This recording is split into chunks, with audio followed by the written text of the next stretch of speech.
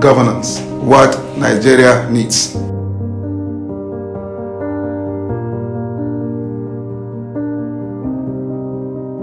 Politics, not business as usual.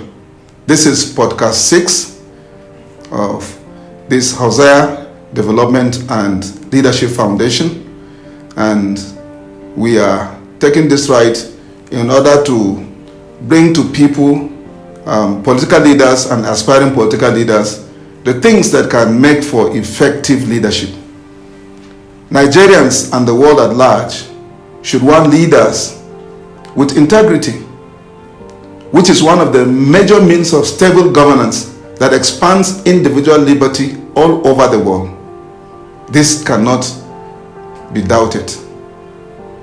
Nigeria should prioritize reliance on a more conventional sense of personal character, traditional values, and basic democracy.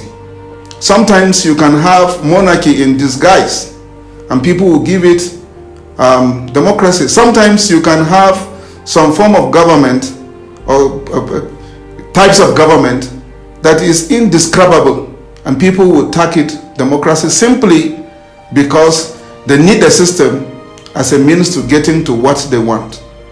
But when we call it basic democracy, a democracy that has democratic values and cultures, specifically, as a new political leadership era begins in Nigeria, Nigerians should demand leaders of integrity who should be dedicated to serving the people and the good of the nation rather than themselves.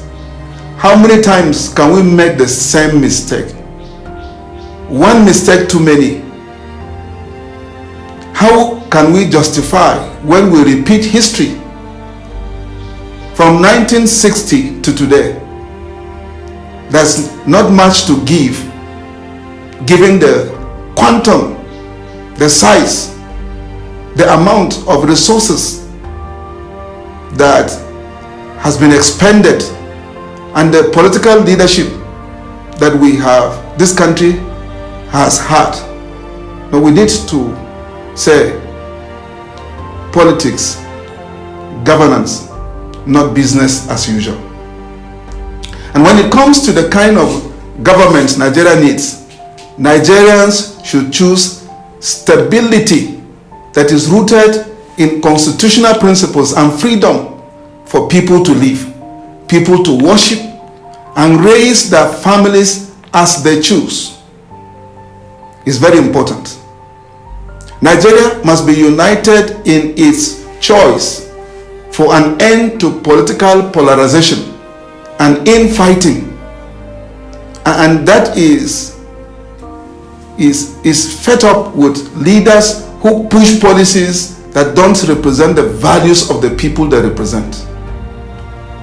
Political polarization is one system and leadership style that is creating rooms where the leaders will have all their needs and wants in surplus, and the people they represent continue to languish in poverty. And then they divide the people against each other so that they will continue to be the center in both sides. Polarization, political polarization is a danger that Nigeria should not play towards. Nigerians should choose to be united around fundamental values such as what we have Len Nunal suggested, the importance of family, the desire for integrity among our leaders, for civility and kindness in public discourse, a strong military, and a commitment to religious freedom and limited government. We have an author called George Bernard who said, "The people hunger for political officials and systems to serve the people rather than the leaders themselves." He continued by saying, "The policy prescriptions the people should seek are those that protect families and display decency and consistency. People want control over their own lives rather than ceding that authority to the government. They envision a nation of which they can be proud because it stands for the same things they personally care about and work to promote. To secure these common uniting values, Tracy Monsell suggests we must be willing to work to secure the values we prefer. People must be willing to work for what will keep us secure. It's not one man's business. It's not one man's duty. It's everybody's responsibility to work for what will secure us. To restore the heart of the nation according to the values of the people and take a willingness to get more deeply involved and to reject the unpalatable vision that the major parties and most powerful political leaders are foisting on the people. A political party is very important, but it should only serve as a platform to produce a candidate who will stand an election. And once a candidate emerges and wins an election, he becomes a public servant. He should not see himself as representing his party in government. That is one reason Nigeria is the way it is, because people use political platforms, and when they emerge in government, they take their political parties into governance. What of the rest of the people that are not in that political party? You may have good policies, but you bring it to the table and make sure everybody buys into it, and don't force it down the throats of people. This is a country that must work, and it should work. What quality should we deem most important in politicians and political leaders henceforth? Should it be like this? Honesty, truthfulness and trust, ethical behavior, vision, courage, positive impact and collaboration. Things we must reject as a people and as a nation, as a country. We must reject mediocrity. We must reject lack of vision. We must reject elitism. We must reject power and money politics and governance. We must reject that. Someone may come to you, a political leader or a politician may come to you, give you 10,000 naira and said, okay, tell these people to support me. You collect 10,000 naira and you tell the people to support, and the man only comes to your house, but the roads to your house is not good. There's no water, there's no light. And yet, that is the man you said people should vote for. What have you done? You are enslaving the people together with the man who is there taking all the resources and dishing out to you some. You with him, you bear the same consequence before God, and it's not good. The absence of integrity in leadership, Eswin Scholar in 2021 says, the absence of integrity in moral and monetary terms are disastrously, destructively expensive. Leadership without integrity destroys trust, legitimacy, and legality of exponential cost to all. Such lacks and lapses of integrity are inordinately expensive, as they directly and indirectly increase transaction costs, decrease efficiency, and destroy effectiveness. Square went further to say that the cause of the absence of integrity also discriminates and with double jeopardy against the already poor and powerless in favor of the rich and powerful. The rich and powerful corruptly gets less of what would have been available with integrity, and the poor and powerless get less of what little, if anything, is left for them. These shared common values, a common sense of values, can provide a path for our great nation, Nigeria. Leadership is doing the right things, Peter Drucker always said. Political leadership is a position of trust. Such authority should be exercised consistent in the public interest, independent from private interest, and not using leadership authority for personal gains. As we see, and a lot of stories around, integrity is commonly seen as a property of character that is most obviously exhibited in a person's resistance to sacrificing or compromising his convictions. We must not sacrifice our convictions or compromise our convictions. It's not good. What then is integrity? Integrity is basically a matter of refraining from acting unethically in order to promote our self-interest. It is fundamentally a matter of complying with a set of basic moral obligations. Integrity, living by your values. The word integrity it evolved from a Latin adjective, integra, meaning whole or complete. It is defined as an undivided or unbroken completeness, or a state of being complete or whole.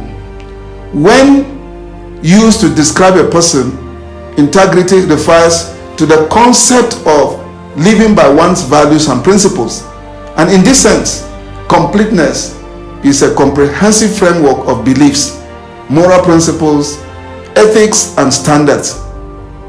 And this is what the whole world, and particularly Nigeria, is crying for. So living with integrity means being true and authentic to our code of beliefs and worldview. It means that others can rely on us to act consistently and honestly in accordance with this code. Political integrity then.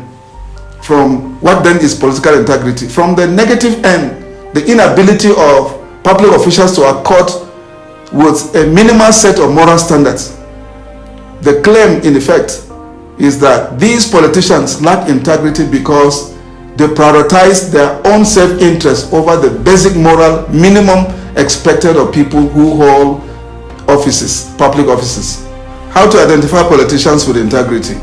A politician who has a record of standing for his or her conviction, even if these promises are costly. The question of whether or not a politician has meaningfully stood for something should affect our judgment of his or her political conduct too. Politics is not about shouting. Politics is not about giving out money for people to vote you. Politics is about developing people, developing the environment, the community, developing potentials in people, bringing out the potentials in people. Politics is about development. Politics is not about shouting and giving money. No. To live with integrity requires a person to have a clear understanding of what he or she wants to achieve and what he or she holds as most important, and to maintain harmony between these objectives and values and his or her own decisions and actions. And these politicians are not coming from the blues. They're not coming from the moon. They are people with us.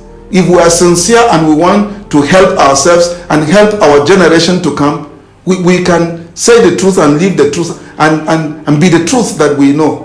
If we continue to deceive ourselves the way we are going, resources will be going, lives will be wasted, and all of us are accountable. The second thing, to have politicians with integrity, a politician who is known for showing a kind of fidelity to principles or ends that are in some sense constitutive of his or her identity as a political agent. He stands for something more than just himself and his own ambition. An ambition is good, but an ambition of a politician should be larger than his life. An ambition of a politician should be all-encompassing, particularly if you have a politician coming from a multicultural country like Nigeria. 3, a politician who is known for some deep political commitments in a principled way over a long period of time. Even if he periodically has to compromise and act strategically, we need to come to see that it makes sense to say that he or she has achieved some meaningful integration between his action in politics and his deepest political principles and commitment. It's very important for us to know that sometimes politics can call you to listen to other people and do what is right, even if it is against you. It may look like compromise on your part, but you are doing what is bringing a common good. And that is what politics is all about. A politician or political leader of integrity is not blinded by partisanship and political party spirit. A politician or a political leader in public office with integrity is focused on the country's set of common values and interests rather than party concerns, opportunistic and self-serving. And it will work well for a country that has not identified her common values and concerns. In this wise, people who have theirs can easily sell it to people around them, even if it means giving money so that people will just listen to you. That means that such politicians have eyes that cannot see. They have hearts that cannot produce meaning and purpose and vision. So politicians with integrity should have eyes and can see meaning and purpose and have vision even from opposing parties. A politician with integrity is always known to be fair to those who are not even on his side or not in the same political party. But like we said, once you become an elected person, you are beyond your party. You are for everyone. And therefore, you must be fair to those you governed. The point of politics is to do some good in the world beyond your own self-interest. However, one decides that greater good is to be construed. So I want to encourage us that we need politicians who will say, no longer business as usual. Thank you, and stay put in our next episode.